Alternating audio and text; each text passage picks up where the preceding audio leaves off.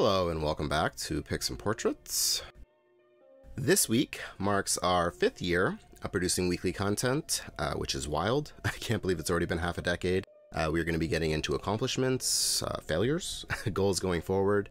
But off the top, thank you all so much for interest over the past 5 years. I never saw it going this far. We've made so many great memories, recontextualizing other people's memories, and thanks for being a part of it. Also, thank you to our patrons, past, present, and future. Without their support, this doesn't happen, so thank you. But yeah, 5 years. Every November, we've checked in. If you want, you can revisit past years to see how we've grown, how things have changed. This year has definitely been one of my favorites, just in terms of the content we've been putting out.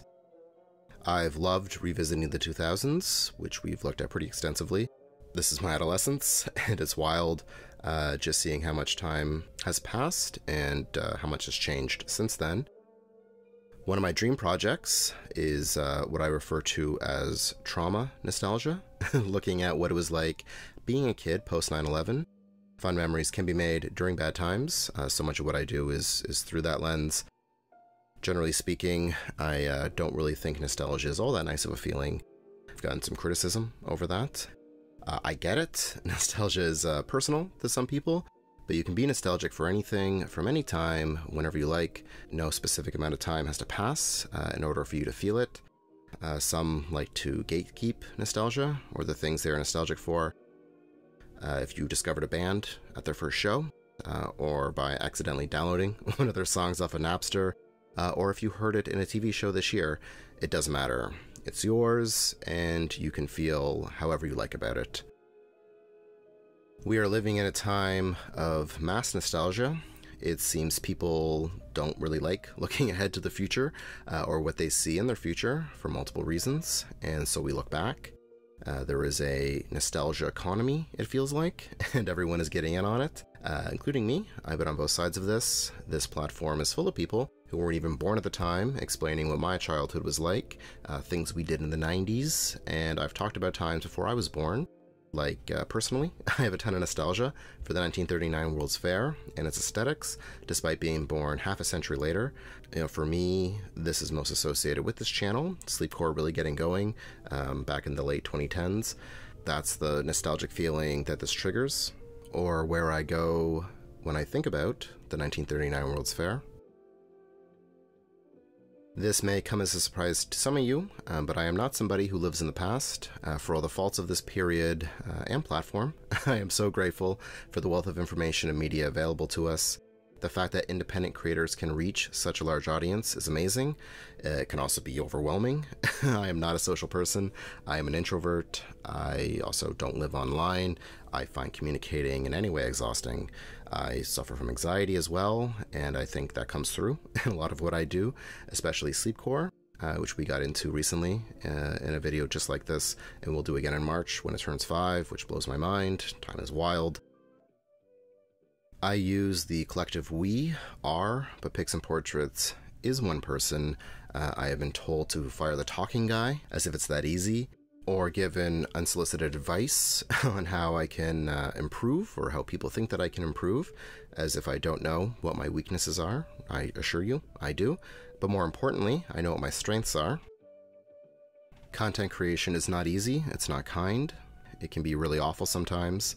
Anxiety aside, recording has never been a comfortable experience for me. I can't simply sit down and record. I have lived in noisy basements where you cannot go 30 seconds without some kind of disruptive noise or banging, which is very frustrating. Recording is sometimes like pulling teeth, but to be honest, there it is right there. Perfect example.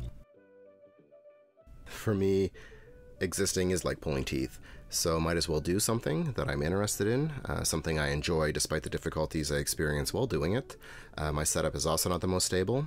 I don't have a dedicated studio or even a desk at the moment. I am by no means homeless, but I currently do not have a permanent address. I am staying with friends and family, so I record when and where I can.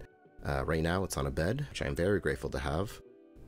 This channel is not my only gig. I have a full-time job. I have had multiple full-time jobs over the past 5 years. I would love to make a living wage off of doing this, but I am not motivated by money. It's obviously important in this system, but I always aim to top myself.